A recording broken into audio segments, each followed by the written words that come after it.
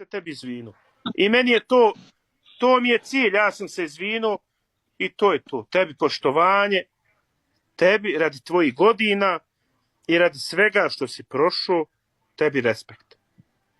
Poštovanje gospođi i to je to. Ne mogu da budem nečovek, da ne prihvatim izvinjenja, ali će trebati vremena i malo da saberem i utiski i svega toga i malo više truda da se sve to da nekako slegne na svoje. Hvala tebi, Kristijane, što si ti meni dopustio da ja s tobom razgovaram, a mi se ako Bog da i čujemo i vidimo.